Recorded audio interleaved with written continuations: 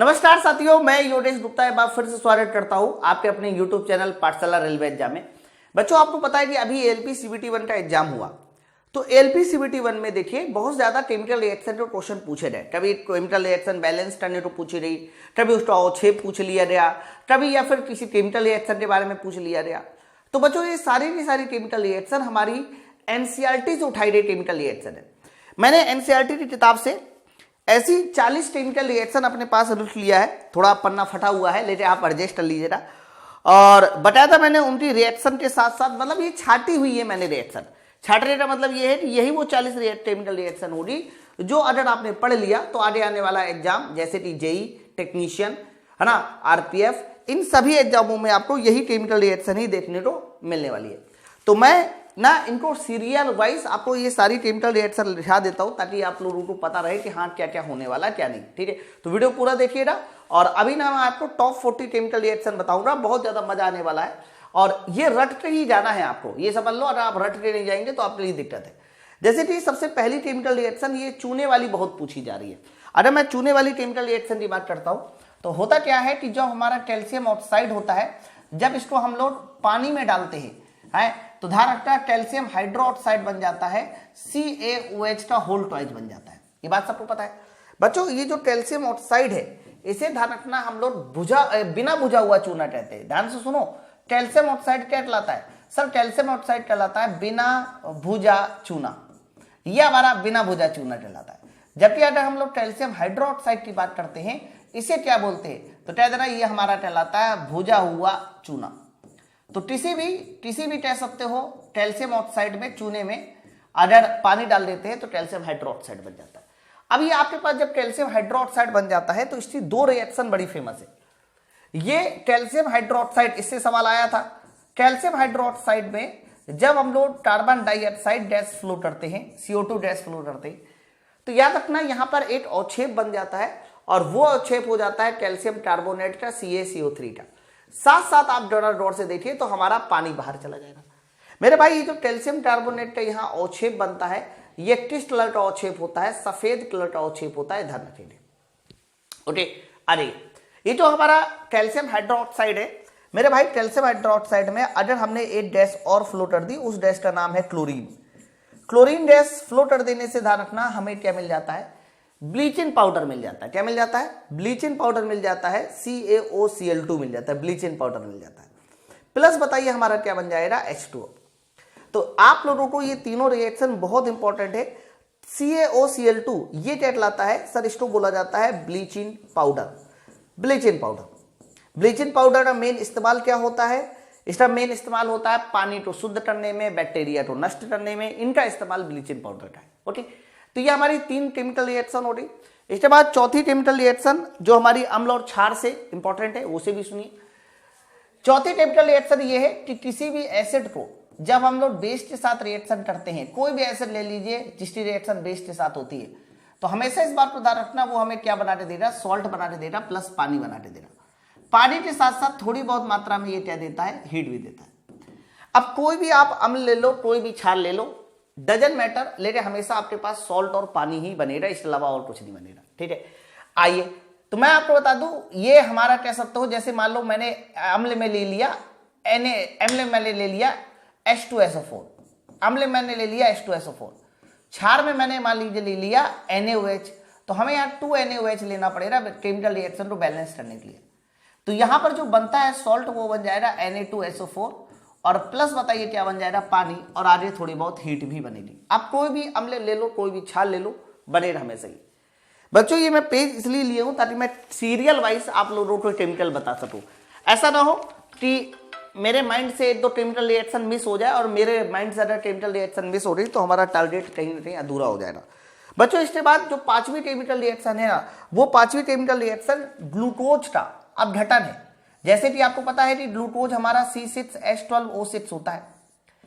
अगर माइटोकॉन्ड्रिया में ऑक्सीजन के साथ शोषण कराया जाए, माइटोकॉन्ड्रिया में ऑक्सीजन के साथ क्या कराया जाए? शोषण कराया जाए, तो ध्यान रखना कार्बन डाइऑक्साइड बनता है, प्लस हमारा पानी बनता है, और प्लस ध्यान रखना 38 ATP ऊर्जा भी बनती है। प्लस हमारी 38 एटीपी ऊर्जा भी बनती है। कह देना कि ये हमारा क्या है, तो कह देना ये हमारा एक तरह का ग्लूकोज का टूटना है। ओके बच्चों, ये क्रिया होती कहां है, तो कह देना ये क्रिया आपके कोशिका में एक अंड पाया जाता है जिसको बोलते हैं माइटोकॉन्ड्रिया। तो ये क्रिया हमारी माइटोकॉन्ड्रिया में पाई जाती है। ग्लूकोज को तोड़कर हमारा कह सकते हो ऊर्जा को निर्माण करना, 38 एटीपी। छठवीं रिएक्शन हमारी कार्बन डाइऑक्साइड के साथ है, मतलब प्रकाश संश्लेषण है जिसको बोलते हैं। उसका उल्टा, मान लीजिए कार्बन डाइऑक्साइड ने पानी के साथ रिएक्शन किया। किसके साथ रिएक्शन किया? पानी के साथ। तो ध्यान रखना, पानी के साथ जब ये रिएक्शन करता है बच्चों, तो इस रिएक्शन का नाम होता है प्रकाश संश्लेषण। प्रकाश संश्लेषण, प्रकाश संश्लेषण एक ऐसी रिएक्शन है जो जिसके लिए लाइट चाहिए, हीट चाहिए, और जब ये रिएक्शन करता है तो पौधों के लिए भोजन बनाता है, यानी C6H12O6 बनाता है, प्लस हमारे लिए ऑक्सीजन का निर्माण भी कर देता है। प्लस हमारे लिए क्या कर देता है? ऑक्सीजन का निर्माण भी कर देता है। ठीक है, तो माइटोकॉन्ड्रिया और प्रकाश संश्लेषण में होने वाली रिएक्शन आपको पता होना चाहिए। सातवीं रिएक्शन बच्चों लेड नाइट्रेट की रिएक्शन है, काफी इंपॉर्टेंट है। देखो, लेड नाइट्रेट वाली रिएक्शन काफी पूछी जाती है।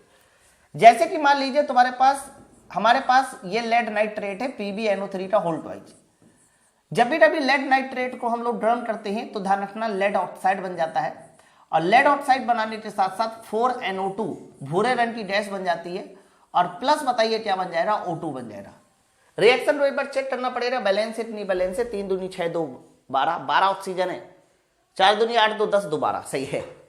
तो यहां पर ध्यान रखना, ये जो NO2 होता है बच्चों, NO2 एक भूरे रंग की गैस होती है, और O2 ध्यान रखना एक तरह की रंगहीन गैस होती है। गैस को हमेशा ऊपर एरो से शो करते हैं। जब भी कभी किसी रिएक्शन में गैस निकलती है ना, तो उसको हमेशा कहां शो करते हैं? ऊपर एरो से शो करते हैं। इस बात को आपको याद रखना। ठीक है, ये हमारी छठवीं है। सातवीं रिएक्शन, ये अभी रिसेंटली आपके एग्जाम में ही पूछी गई रिएक्शन है ना, यही क्या बोलते हैं आपके उसमें AlPCVT1 में बच्चों फेरस सल्फेट गर्म करना। याद रखना, जब भी कभी फेरस सल्फेट गर्म करते हैं तो ये भी हमारा अपघटन रिएक्शन बनती है, और इस अपघटन रिएक्शन में हमारा क्या होता है? Fe2O3 बन जाता है, प्लस SO2 बन जाता है, और प्लस ध्यान रखना SO3 बन जाता है। SO3 बन जाता है। तो ये फेरस सल्फेट को गर्म करने से Fe2O3 SO2 प्लस SO3 बनता है। ये भी रिएक्शन बहुत इंपॉर्टेंट है। इसको आप लोग सल्फर डाइऑक्साइड गैस कहते हैं, और ये हमारी सल्फर ट्राइऑक्साइड गैस है, दोनों गैस है। इसके बाद आप 9वीं रिएक्शन ध्यान रखिएगा। 9वीं रिएक्शन हमारी हैबर विधि है। जब भी कभी हम लोग नाइट्रोजन ले लेते हैं, नाइट्रोजन के साथ 3 मोल हमारा हाइड्रोजन ले लेते हैं, तो ध्यान रखना इससे 2 मोल हमारी क्या बन जाती है? अमोनिया गैस बन जाती है, 2NH3। बच्चों इसके लिए हमें ठीक ठाक टेम्परेचर की जरूरत पड़ती है। कई बार टेम्परेचर पूछा भी जाता है 450 डिग्री सेंटीग्रेड। जहां पर टेम्परेचर पूछा जा रहा है वहां टेम्परेचर बता दूंगा बच्चों। इसके साथ साथ यहां पर ना उत्प्रेरक की भी जरूरत पड़ती है, कैटालिस्ट, फेरस और मोलिब्डेनम, है ना। तो फेरस और मोलिब्डेनम उत्प्रेरक की उपस्थिति में 450 डिग्री सेंटीग्रेड पे नाइट्रोजन जब हाइड्रोजन से रिएक्शन करेगी तो हमें अमोनिया का फॉर्मेशन करेगी। ठीक है, 9वीं रिएक्शन। चलो आइए 10वीं बच्चों। 10वीं रिएक्शन को आप सीरीज में लिखेंगे कि एसिड जब किसी कार्बोनेट के साथ रिएक्शन करता है तो क्या करता है ना। मान लीजिए हमारे पास ये कोई एसिड है, अगर किसी तरह का किसी एसिड ने किसी कार्बोनेट के साथ रिएक्शन किया, कार्बोनेट के साथ, तो याद रखना जब भी कभी कोई अम्ल किसी कार्बोनेट के साथ रिएक्शन करता है, कार्बोनेट के साथ, तो एक तो वो अपना सॉल्ट बना लेता है, सॉल्ट बनाने के साथ साथ वो हमारी कौन सी गैस बनाता है? CO2 गैस जरूर बनेगी, और CO2 गैस बनने के साथ साथ वो हमें पानी भी देगा। तो कोई भी एसिड ले लो, अगर वो कार्बोनेट के साथ रिएक्शन कर रहा है तो सॉल्ट CO2 प्लस पानी बनेगा। मैं एग्जाम्पल ही देता हूं, जैसे कि समझो, मान लीजिए आपके पास अम्ल का एग्जाम्पल मैंने ले लिया, थोड़ी देर के लिए मान लीजिए, चलिए HCl ले लिया, और कार्बोनेट मैंने ले लिया Na2CO3। ये हमारा कोई कार्बोनेट है, सोडियम कार्बोनेट है। तो हमने अम्ल में HCl ले लिया, कार्बोनेट में Na2CO3 ले लिया, रिएक्शन को बैलेंस करने के लिए 2HCl ले लिया। अब आप देखो रिएक्शन बैलेंस कैसे होगी, तो यहां पर जो सॉल्ट बनेगा वो हमारा 2NaCl बन जाएगा, और प्लस CO2 गैस बन जाएगी, और प्लस देख लीजिए H2O बन जाएगा। ये पूरी रिएक्शन बैलेंस है। तो ध्यान रखना, अरे यार लैपटॉप, एक सेकेंड, लैपटॉप का चार्जर लगा दूं जरा, लग जा भैया। हाँ चलो, तो कोई भी अम्ल जब भी कभी किसी कार्बोनेट के साथ या बाइकार्बोनेट के साथ रिएक्शन करता है तो यही हमारे कह सकते हो 3 कंपाउंड बाहर निकालता है, इसके अलावा कोई और कंपाउंड बाहर नहीं निकालेगा। आप चाहो तो कोई और रिएक्शन भी ले सकते हो, जैसे कि मान लीजिए यहां पर हमने अम्ल के लिए H2SO4 ले लिया, हो सकता है। कार्बोनेट में हमने मान लीजिए मैग्नीशियम कार्बोनेट ले लिया, मैग्नीशियम कार्बोनेट MgCO3 होता है, तो सल्फेट बन जाएगा तुम्हारा मैग्नीशियम सल्फेट सॉल्ट प्लस देखो CO2 डैश बन जाएगी प्लस हमारा H2O बन जाएगा। ये रिएक्शन भी कंप्लीट है ना। तो यहां एनसीईआरटी में सारी रिएक्शन बता रहा हूं। अगली वाली रिएक्शन बहुत इंपॉर्टेंट है, इसको वेरी इंपॉर्टेंट कर लेना। ये वाली रिएक्शन, अगली वाली रिएक्शन में ध्यान रखना, सुनो ध्यान से। अगर हमारे पास अमोनिया ले लेते हो, CO2 डैश ले लेते हो, साथ साथ हमारा क्या ले लेते हो, पानी ले लेते हो, और इसके साथ साथ हमारा नमक यानी NaCl ले लेते हो। ये 4 चीजों को आपस में जब मिला के आप गर्म करते हैं ना तो एक बहुत बेहतरीन कंपाउंड बनता है, और वो कंपाउंड अक्सर आपके एग्जाम में पूछा जाता है। फिर से मैं बता दूं, अमोनिया, CO2, H2O और NaCl जब इनको मिलाते हैं तो 2 इंपॉर्टेंट कंपाउंड बन जाते हैं, जिनमें से एक हमारा अमोनियम क्लोराइड NaCl है, NH4Cl, और दूसरा तुम्हारा बेकिंग सोडा है, दैट इज कॉल्ड NaHCO3। ये 2 बहुत इंपॉर्टेंट कंपाउंड बन जाते हैं, इस बात को ध्यान रखिएगा। आप रिएक्शन को चेक कर लीजिए, रिएक्शन पूरी बैलेंस होगी, उस पर मत जाइएगा। कौन कौन सी चीजें, नमक, अमोनिया, CO2, पानी, है ना बच्चों। इससे तुरंत बाद एक और रिएक्शन पूछी जाती है, ये जो हमारा बेकिंग सोडा बनाना, ये क्या है, तो कहना ये बेकिंग सोडा है। अगर हमने इस बेकिंग सोडा के 2 मॉलिक्यूल ले लिए, ठीक है, 2 मॉलिक्यूल ले लिए NaHCO3 के, और हमने इसको वापस से ड्रम कर दिया, NaHCO3 के 2 मॉलिक्यूल ले लिए, वापस से ड्रम कर दिया, तो जब वापस से ड्रम कर देंगे तो हमें धावन सोडा बन जाएगा, यानी Na2CO3 बन जाएगा, Na2CO3। बच्चों Na2CO3 बन जाने का मतलब ये हुआ कि सर देखो साफ साफ पता चल रहा है कि एक CO3 निकल दिया तो बाकी जो कार्बन है वो CO2 डैश के साथ निकलेगा, और बाकी कह सकते हो कि हमारा पानी बन जाएगा। तो आप इसको भी याद रखेंगे कि बेकिंग सोडा को जब भी कभी हम लोग ड्रम करते हैं बच्चों, बेकिंग सोडा ड्रम करते हैं तो हमें धावन सोडा मिल जाता है, और ये दोनों रिएक्शन एनसीईआरटी की सबसे इंपॉर्टेंट रिएक्शन है, इनको आप जरूर याद रखेंगे। ठीक है, चलो 12 हो गई। इसके बाद 13वें नंबर की रिएक्शन देख लेते हैं, कौन सी है, कैल्शियम कार्बाइड वाली रिएक्शन। ओके, तो कैल्शियम कार्बाइड वाली रिएक्शन भी बहुत इंपॉर्टेंट है। जैसे कि मान लीजिए हमारे पास कैल्शियम कार्बाइड है, CaC2 बोलते हैं इसको, कैल्शियम कार्बाइड को। अगर कैल्शियम कार्बाइड की रिएक्शन हम पानी के साथ कराते हैं तो ध्यान रखना, एक तो हमारा बन जाएगा क्या, एसिटिलीन गैस यानी C2H2, एसिटिलीन गैस कहते हैं। इसके अलावा कैल्शियम हाइड्रोक्साइड बन जाएगा। ओके, ये बच्चों कैल्शियम ये क्या है, ये कैल्शियम कार्बाइड है। जब पानी के साथ रिएक्शन करते हैं तो कौन सी गैस बन गई, एसिटिलीन गैस बन गई, एसिटिलीन। देख लो बच्चों, ये रिएक्शन उस समय कराई जाती है जब हमें फलों को पकाना होता है। कई बार आपने देखा होगा कि कच्चे केले लाकर उसको पकाए जाते हैं, लेकिन जब पकाया जाता है तो उसमें सफेद सफेद पाउडर रहता है। वो मेरे भाई सफेद पाउडर जो है वो कुछ नहीं होता, कैल्शियम कार्बाइड ही होता है, जिससे एसिटिलीन गैस बनती है, और एसिटिलीन गैस फलों को पकाने के लिए इस्तेमाल में लाई जाती है। इस बात को ध्यान रखना, है ना। ये हमारी 13वीं रिएक्शन है। 14वीं रिएक्शन भी काफी इंपॉर्टेंट है, ये एल्यूमिनियम कार्बाइड की रिएक्शन है। बच्चों एल्यूमिनियम कार्बाइड का फॉर्मूला होता है Al4C3, है ना, ये एल्यूमिनियम कार्बाइड है। बच्चों जब भी कभी एल्यूमिनियम कार्बाइड पानी के साथ रिएक्शन करता है तो ये डायरेक्ट 12H2O के साथ रिएक्शन करता है। 12H2O मैंने क्यों लिए बच्चा, 12H2O इसलिए लिए क्योंकि मुझे एल्यूमिनियम के साथ, मुझे 4 एल्यूमिनियम के साथ OH आयन लगाने हैं, मतलब एल्यूमिनियम हाइड्रोक्साइड बनाना है। तो एल्यूमिनियम हाइड्रोक्साइड बनाना है तो 3 हाइड्रोक्साइड, क्योंकि यहां 4 एल्यूमिनियम होते हैं तो 4 × 12, 12 अगर हाइड्रोक्साइड है भाई, H2O का मतलब होता है 12 H आयन, 12 हाइड्रोक्साइड आयन। ठीक है, तो अगर 12 हाइड्रोक्साइड है तो 12 पानी लेने पड़ेंगे, ऑब्वियस सी बात है। साथ साथ ध्यान रखना, ये जो 3 कार्बन है सर, ये 3 कार्बन जो है मीथेन बनाने निकाल देगा, यानी 3CH4। तो ये मीथेन बनाने की एक विधि है, और ये भी रिएक्शन बहुत इंपॉर्टेंट है कि एल्यूमिनियम कार्बाइड को जब पानी के साथ रिएक्शन करते हैं तो मीथेन गैस बन जाती है और एल्यूमिनियम हाइड्रोक्साइड बन जाता है। ठीक है, ये हमारी 12वीं रिएक्शन थी। इसके बाद 14वीं, 15वीं रिएक्शन भी बड़ी इंपॉर्टेंट है।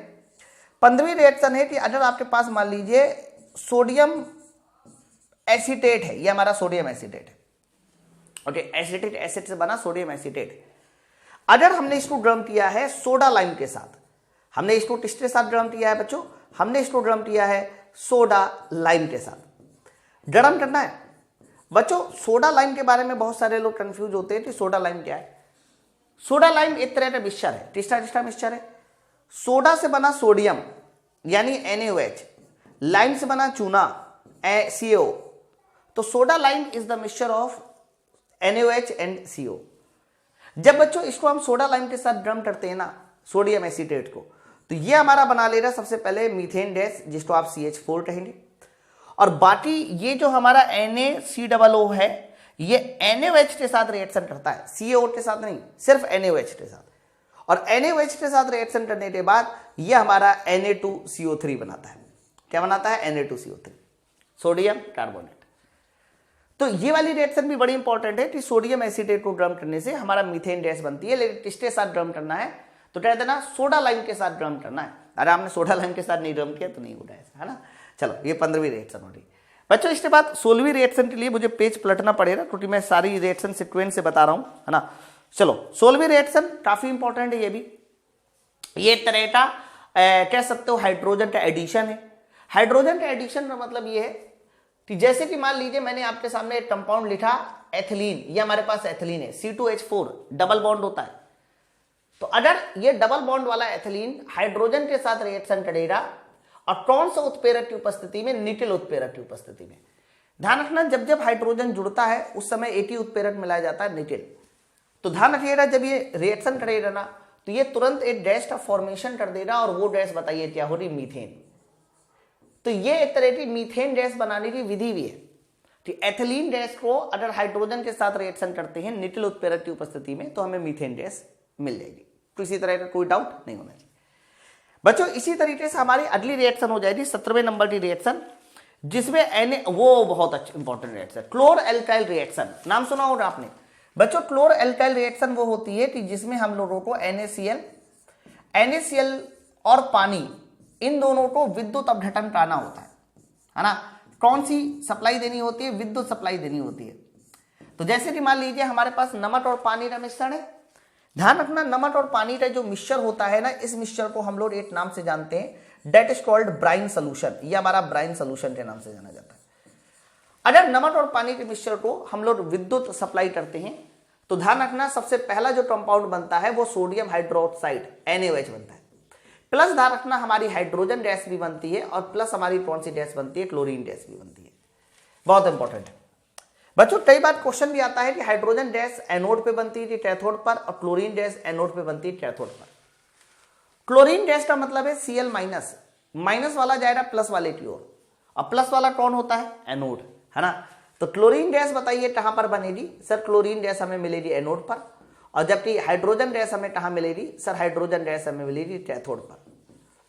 इस रिएक्शन का एक नाम भी होता है सर, इस रिएक्शन को बोलते हैं क्लोर क्षार रिएक्शन, है ना। क्लोर क्षार अभिक्रिया के नाम से ये रिएक्शन हमारी फेमस है।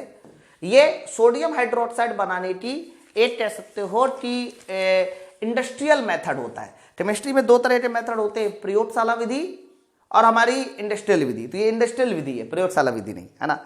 इसके बाद एक और रिएक्शन बड़ी फेमस है 18वें नंबर पे कि अगर कोई मेटल, कोई भी धातु ले लो बच्चों, कोई भी धातु जब हमारी पानी के साथ रिएक्शन करती है, किसके साथ रिएक्शन करती है? पानी के साथ रिएक्शन करती है।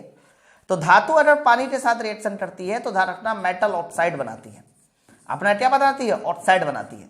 और उसके साथ साथ ना हाइड्रोजन गैस भी रिलीज करती है। बहुत इंपॉर्टेंट रिएक्शन है कि कोई मेटल अगर पानी के साथ रिएक्शन करती है तो मेटल ऑक्साइड बनाएगी और हाइड्रोजन गैस। एग्जाम्पल देखिए, जैसे कि सोडियम ने हमारे पानी के साथ रिएक्शन किया, तो जब ये सोडियम पानी के साथ रिएक्शन करेगा बच्चों तो तुरंत जो है ये बना देगा सोडियम ऑक्साइड Na2O।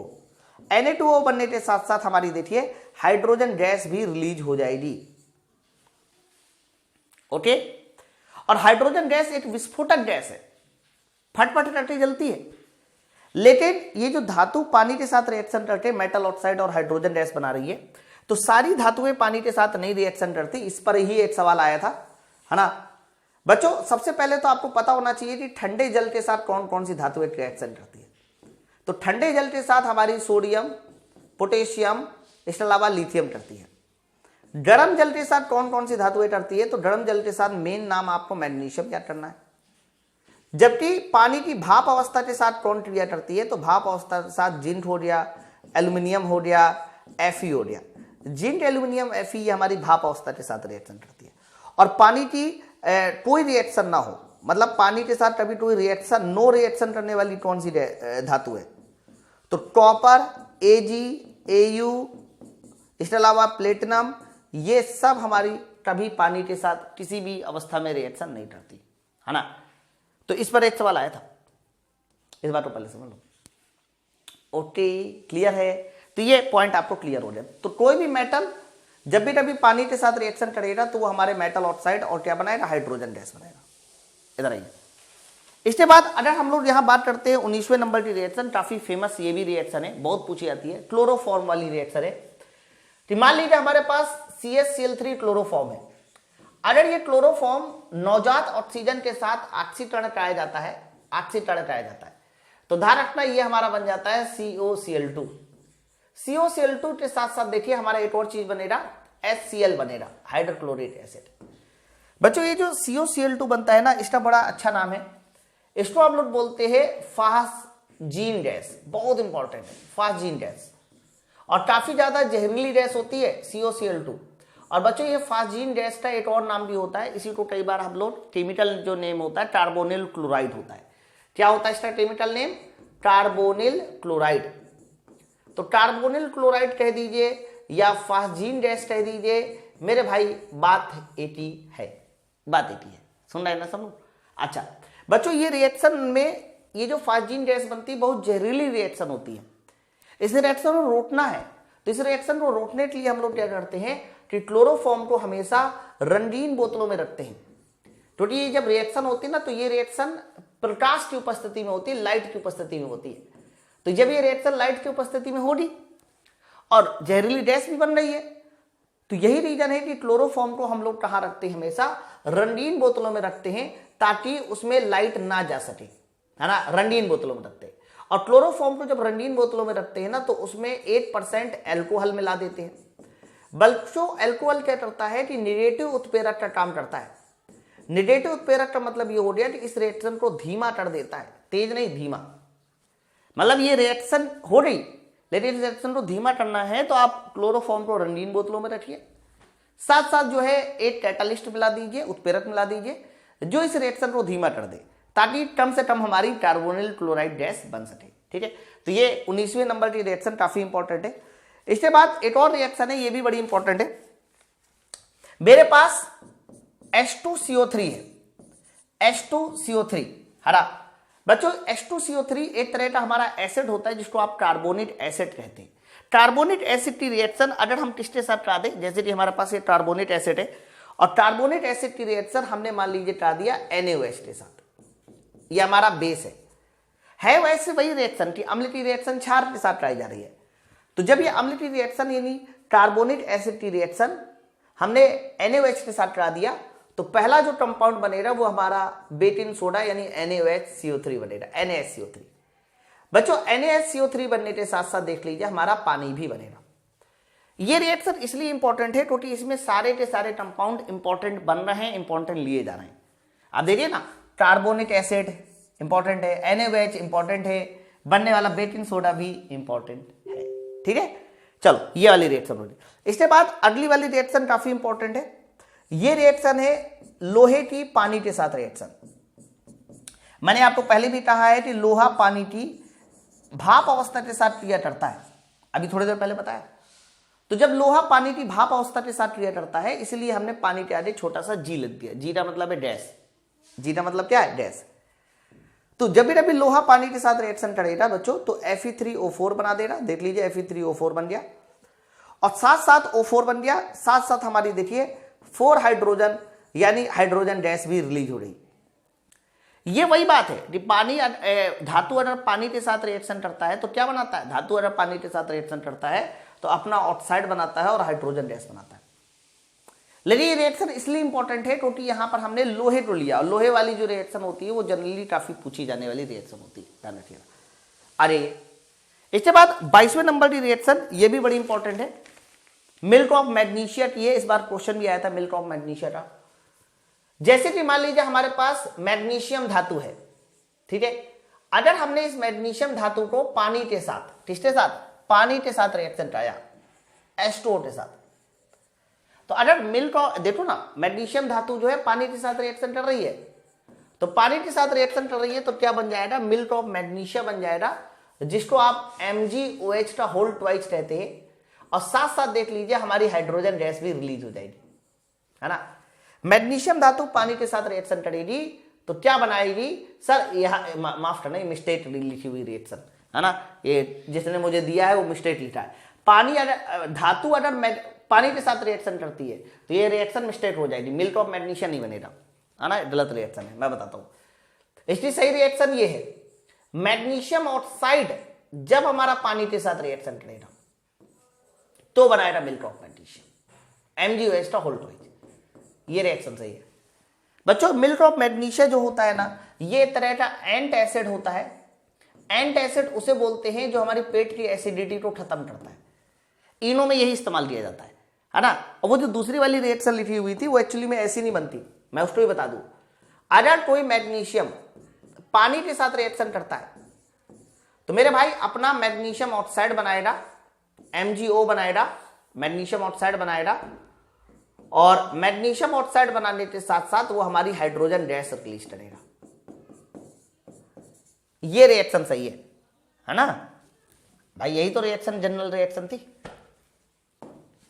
ओके, तो लिखा जिसने भी, थोड़ा मिस्टेक है, कोई बात नहीं, चलता है कभी कभी। चलो, तो ये हमारा मिल्क ऑफ मैग्नीशिया है और काफी इंपॉर्टेंट है ये रिएक्शन, ध्यान रखना। इसको हम लोग क्या नाम से जानते हैं, that is called milk of magnesia, MOM के नाम से जाना जाता है। ये हमारी 22वीं है। इसके बाद इथाइल एल्कोहल का ड्रम करना, ये भी बड़ा इंपॉर्टेंट है। जैसे कि मान लीजिए हमने आपके सामने इथाइल एल्कोहल C2H5OH लिया बच्चों, अगर आप इसको कंसंट्रेटेड H2SO4 के साथ ड्रम कर रहे हैं, ये पैरा का काम करेगा, कंसंट्रेटेड H2SO4, तो ध्यान रखना यहां पर जो बन जाएगा वो C2H4 बन जाएगा, एथिलीन गैस बन जाएगी, और प्लस हमारा क्या बन जाएगा, पानी बन जाएगा, है ना। यहां पर ये जो गैस बनी है, ये कौन सी गैस बनी है सर, ये हमारी बनी है एथिलीन गैस, ध्यान रखिएगा, ये भी इंपॉर्टेंट बहुत रिएक्शन है, एथिलीन गैस बनी है। ओके, 23वें नंबर की रिएक्शन। 24 नंबर की रिएक्शन जो अभी रिसेंटली आपके एग्जाम में भी पूछी रही थी, बहुत सारे लोगों ने इसको गलत भी किया था, कि अगर हमारे पास एक कंपाउंड आ जाए जिसको हमने बोला सोडियम सल्फेट Na2SO4, अगर ये सोडियम सल्फेट जो है हमारा बेरियम क्लोराइड के साथ रिएक्शन करता है, BaCl2 के साथ रिएक्शन करता है, ये रिएक्शन पूछी रही है, तो ध्यान रखना क्या बन जाएगा, BaSO4 बन जाता है, बेरियम सल्फेट बन जाता है, और प्लस 2NaCl बन जाता है, प्लस क्या बन जाएगा, 2NaCl। बच्चों ये जो BaSO4 है ये औक्षेप देता है, क्या देता है, औक्षेप। औक्षेप को हमेशा नीचे एरो से शो करते हैं, है ना, और ये किस कलर का औक्षेप देता है बच्चों, तो कह देना ये हमारे सफेद औक्षेप देता है, क्या देता है, सफेद औक्षेप देता है। तो इंपॉर्टेंट रिएक्शन है बेरियम सल्फेट का सफेद औक्षेप प्राप्त करना, और this type of reaction is known as औक्षेपण रिएक्शन। ओके, तो 24 नंबर की रिएक्शन हो रही, आगे बढ़ते हमें देखनी है 25वें नंबर की रिएक्शन की। 25वें नंबर की रिएक्शन क्या होती है, अभी तक हमने औक्षेपण अभी देख ली, तो बच्चों 25वें नंबर की जो रिएक्शन है वो ये है कि अगर हमारे पास सिल्वर नाइट्रेट है, सिल्वर नाइट्रेट का मतलब क्या होता है सर, सिल्वर नाइट्रेट का मतलब होता है AgNO3।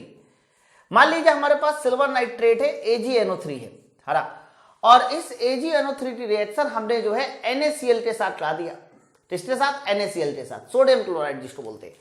तो ध्यान रखना ये जो रिएक्शन होती है इसके बाद हमें AgCl मिल जाता है, AgCl का मतलब हो गया सिल्वर क्लोराइड, और सोडियम नाइट्रेट यानी NaNO3 अलग हो जाता है ना। ये भी एक औक्षेपण रिएक्शन है बच्चों, और इस औक्षेपण रिएक्शन में ध्यान रखना ये जो AgCl होता है इसका कैसा औक्षेप मिलता है, तो कह देना इसका सफेद औक्षेप मिलता है। ओके, तो AgCl का सफेद औक्षेप मिलता है, ये भी बड़ी इंपॉर्टेंट रिएक्शन है, आप इसको भी याद रखेंगे, ये हमारी 25वें नंबर की रिएक्शन होगी। 26 नंबर की रिएक्शन, ये भी हमारी एक औक्षेपण रिएक्शन है, एक बड़ी प्यारी रिएक्शन है। जैसे कि मान लीजिए हमारे पास सिल्वर नाइट्रेट है, मतलब PbNO3 का होल ट्वाइस है, अगर हमने इसकी क्रिया पोटेशियम आयोडाइड के साथ करा दिया, डेट मीन्स 2Ti के साथ करा दिया, सिल्वर नाइट्रेट की क्रिया हमने पोटेशियम आयोडाइड के साथ करा दिया, तो याद रखना यहां पर हमें लेड आयोडाइड जिसको आप बोलते हैं PbI2, PbI2 का कैसा औक्षेप मिलता है, तो कह देना PbI2 का हमें पीला औक्षेप मिलता है, कैसा मिलता है, पीला, इसमें येलो मिलता है।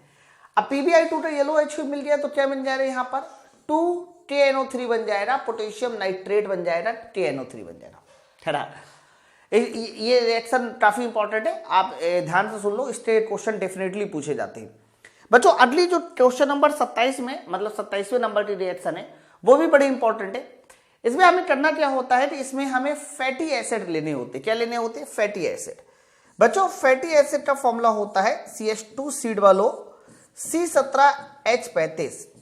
फिर इसके बाद सिंगल बॉन्ड होगा CH3 और आगे हो जाएगा फिर से C17H35 और इसके बाद हो जाएगा सिंगल बॉन्ड CH2 और आगे हो जाएगा तुम्हारा C17H35। ये देखिए आपने क्या ले लिया, फैटी एसिड ले लिया, हमारे फैटी एसिड है, वसी अम्ल जिसको बोलते हैं यार, फैटी एसिड। अगर हमने स्टीट्रिया किसके साथ चढ़ा दिया, सोडियम हाइड्रोक्साइड के साथ चढ़ा दिया, 3NaOH के साथ चढ़ा दिया, तो यहां पर जो हमारा पहला कंपाउंड बनेगा वो हमारा बन जाएगा CH2OH। फिर सिंगल बॉन्ड हमारा ये OH उसके साथ मिल जाता है, 3 OH है तो 3 OH उसके साथ मिल जाएंगे और बच्चों CH2OH, CHOH और CH2OH, इसका एक नाम है, बड़ा प्यारा नाम है, बताऊंगा अभी। इसके अलावा जो है हमारा यहाँ पर साबुन बन जाएगा, क्या बन जाएगा, साबुन, C17H35 और आगे बताइए क्या हो जाएगा, COONA। तो आपको क्या बोलना है, ये जो हमारी अगले नंबर की रिएक्शन 27 नंबर की, आपको ये बोलना है कि जब भी कभी हमारे फैटी एसिड, इनको बोलते हैं फैटी एसिड, उच्च अणुभार वाले फैटी एसिड, वसी अम्ल, है ना, तो जब भी कभी fatty acid hydrogen sodium hydroxide के साथ क्रिया करता है ना, तो ये सबसे पहला जो कंपाउंड बनाता है दोस्त मेरे, उस कंपाउंड का नाम होता है ग्लिसरॉल, ये ग्लिसरॉल है। और साथ में ध्यान रखना एक और चीज बनाता है, इसको बोलते हैं हम लोग साबुन, है ना। और ये कौन वाला साबुन है, क्योंकि सोडियम के साथ मिला है, इसलिए आप इसको हार्ड सोप या कठोर साबुन के नाम से जान सकते हैं, कठोर साबुन के नाम से जान सकते हैं। ओके, तो 27 नंबर की रिएक्शन ये हो रही, मैंने कहा ना हम लोग पूरी 40 रिएक्शन पढ़े रहे। अब आ जाइए क्वेश्चन नंबर 28 में, 28 रिएक्शन क्या कहती है। 28 रिएक्शन काफी इंपॉर्टेंट है, इसमें एल्कोहल और फॉर्मल्डिहाइड रिएक्शन करते हैं और बेटालाइट का निर्माण करते हैं, है ना। तो बच्चों अगर हम लोग यहाँ पर एल्कोहल नहीं, माफ करना, फिनॉल, एल्कोहल नहीं बोलते इसको, फिनॉल बोलते हैं। तो मान लीजिए हमारे पास ये फिनॉल है, फिनॉल का मतलब होता है बेंजीन के ऊपर OH। जब बेंजीन के ऊपर OH यानी फिनॉल हमारा फॉर्मल्डिहाइड के साथ क्रिया करता है, SCHO के साथ क्रिया करता है, फॉर्मल्डिहाइड बोलते हैं इसको, तो ध्यान रखना यहाँ पर एक प्लास्टिक का निर्माण करता है, उस प्लास्टिक का नाम होता है बेटालाइट। बेटालाइट बच्चों, बेटालाइट ना हमारी एक तरह की प्लास्टिक होती है और इस बेटालाइट से हम लोग क्या करते हैं, प्रेशर कुकर के हैंडल बनाते हैं। प्रेशर कुकर के हैंडल बेटालाइट से बनते हैं और बेटालाइट बनाए कैसे जाते हैं, जब फिनॉल फॉर्मल्डिहाइड के साथ क्रिया करता है तो बेटालाइट बनता है। बच्चों यहाँ मैंने बेटालाइट का फॉर्मूला नहीं लिखा क्योंकि ये क्रिया लगातार चलती है और एक कॉम्प्लेक्स कंपाउंड बनता है। वो कॉम्प्लेक्स कंपाउंड आपको याद नहीं करना, बस इतना याद करना है कि फिनॉल और फॉर्मल्डिहाइड क्रिएट करते हैं तो क्या बनाते हैं, बेटालाइट बनाते हैं, इस बात को ध्यान रखिएगा।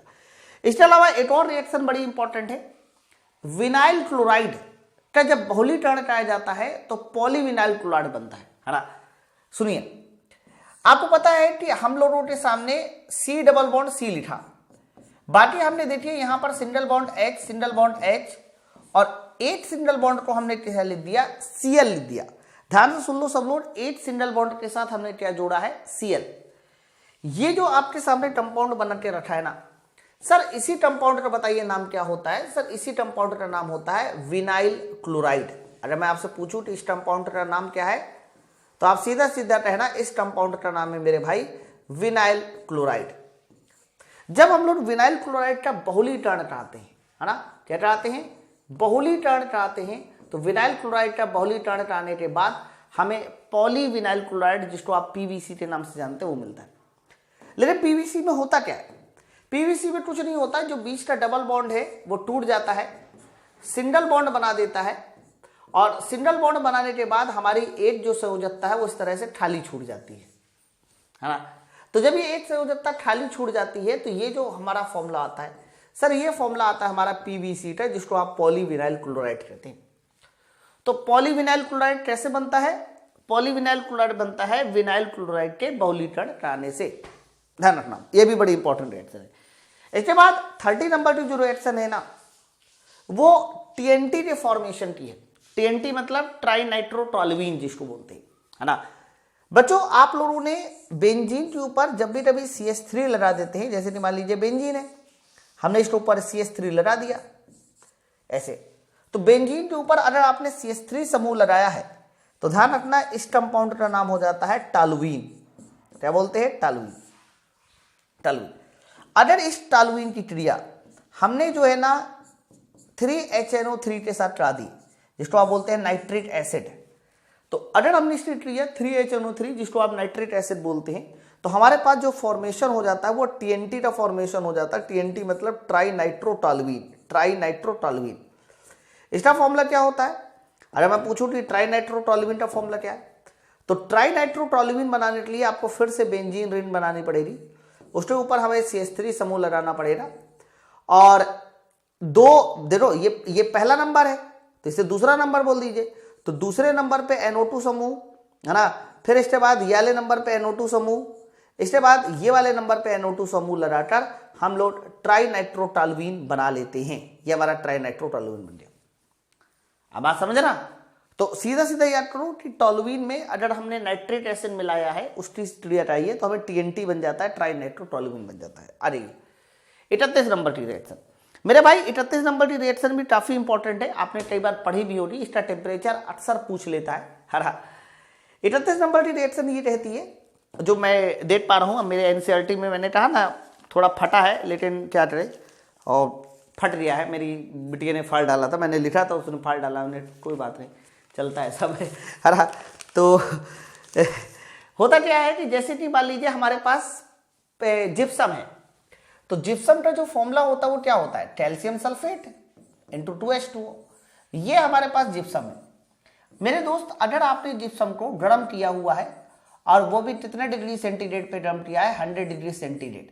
कई बार तुमसे टेम्परेचर केल्विन में पूछा जाता है, तो 373 केल्विन बताइए।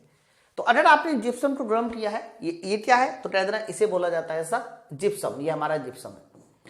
ध्यान ये रखना है कि आप सब लोग जब भी कभी जिप्सम को आप गर्म करोगे तो हमारे पास क्या बन जाएगा सर? हमारे पास बन जाएगा plaster of Paris, calcium sulphate into half H2O plus बाकी का पानी अलग हो जाएगा। और बताइए ये क्या है सर? ये हमारा प्लास्टर ऑफ पेरिस है।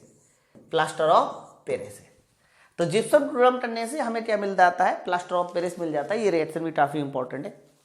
इसके बाद 32 नंबर की रिएक्शन, ये भी बड़ी खास रिएक्शन है। कई बार ये रिएक्शन आप लोग के एग्जाम में संतुलित करने के लिए ज्यादा पूछी गई है ना। डायरेक्टली नहीं पूछी जाएगी, लेकिन संतुलित करने के लिए बड़ी पूछी जाएगी।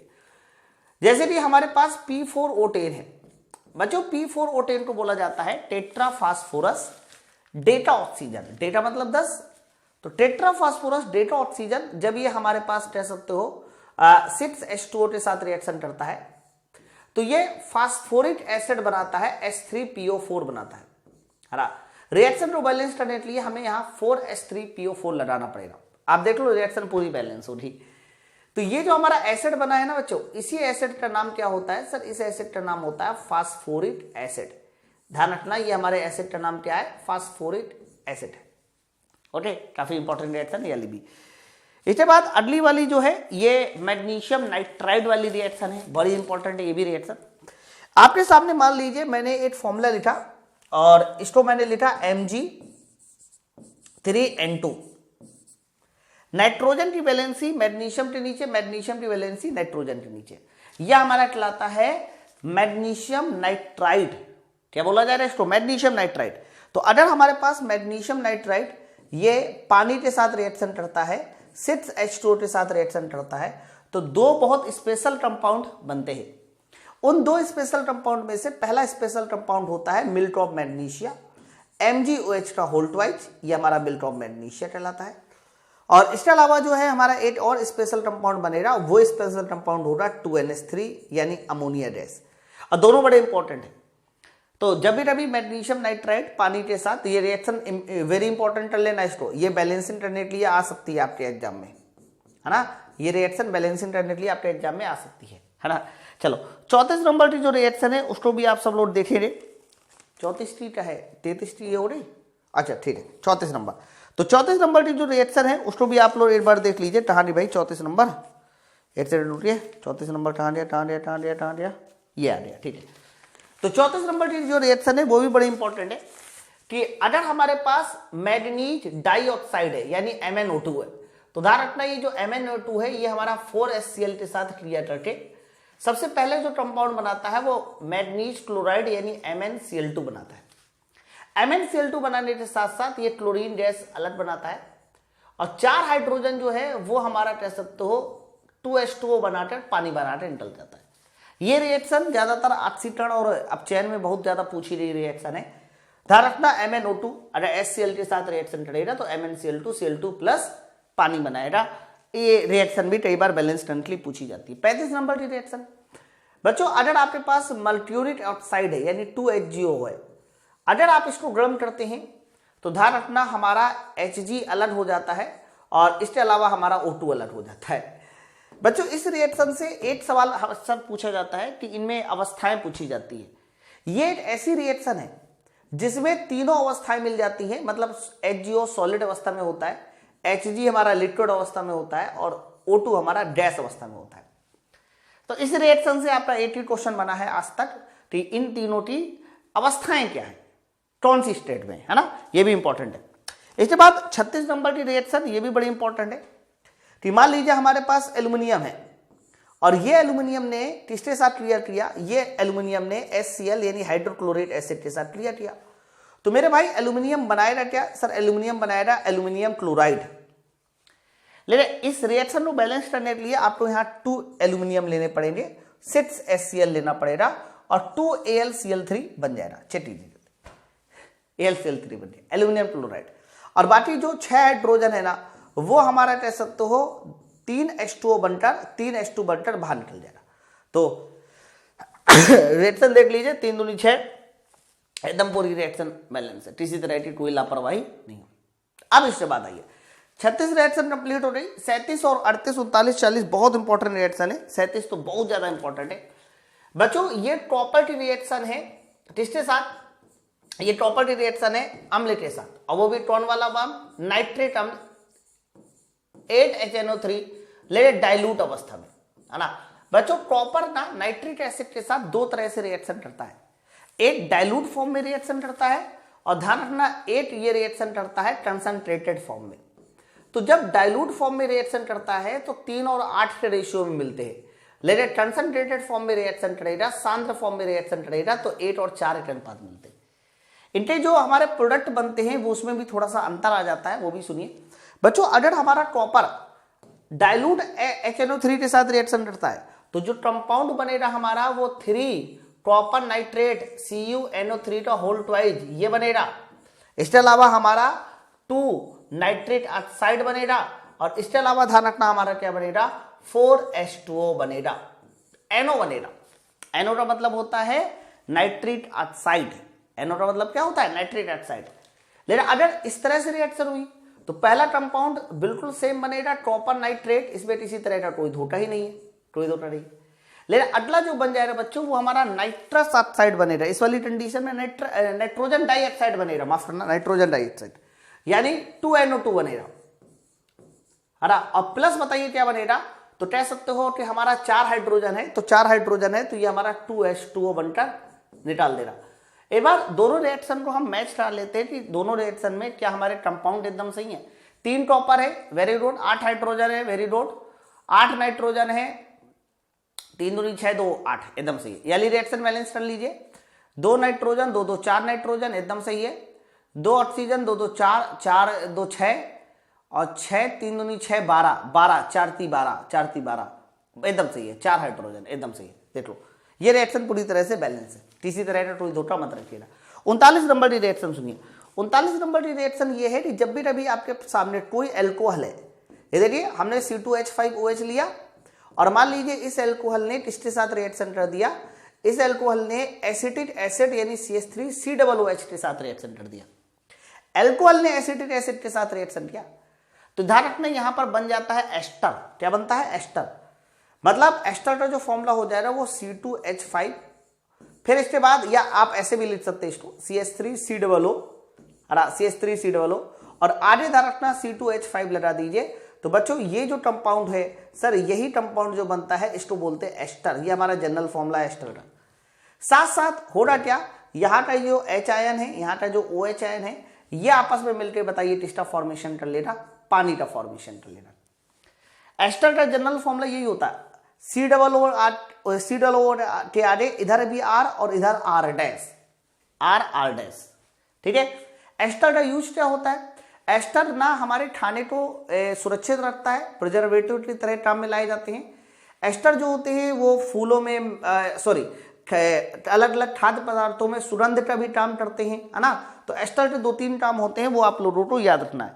इसके बाद 40 नंबर की रिएक्शन, ये भी बड़ी इंपॉर्टेंट है कि मान लीजिए हमारे पास, ये इंपॉर्टेंट है, मान लीजिए हमारे पास सोडियम हाइड्रोक्साइड है और ये सोडियम हाइड्रोक्साइड ने जिंक के साथ रिएक्शन किया, है ना। बच्चों जब सोडियम हाइड्रोक्साइड जिंक के साथ रिएक्शन करता है तो ये बड़ा इंपॉर्टेंट कंपाउंड बनाता है सोडियम जिंकेट।